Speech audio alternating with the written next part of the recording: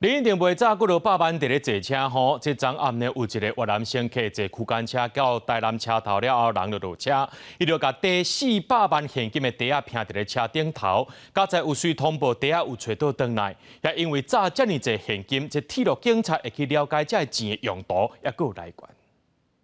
黑色袋仔绑好，代替人员唔敢带去，因为内底装差不多有400万。代替切暗时，有一个公司组就在买卖越南籍姓胡查甫人，为代替中州站坐区间车上班，伫台南站落车的时阵，未记将装付钱的袋仔摕走，锁留伫车厢内底。普民遂至台铁台南站服务台，请求台铁人员协助。经台铁列车长于车厢间寻获与民众描述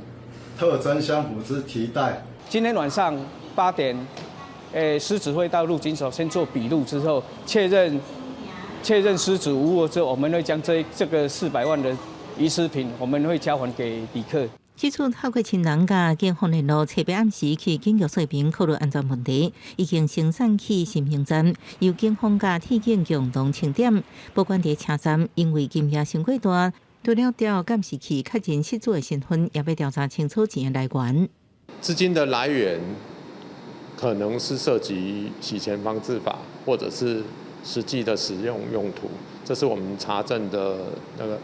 主要的内容。这样侪现金落伫大众运输顶悬，毋是头一摆。自2019年政治会谈明文，也捌将300万现金落伫高铁，因为这是台铁史上上大一笔的旅客维持现金案。为设置铁路警察表示，后续查证失主讲法，确保是毋是牵涉设置等不法所得。记者综合报道。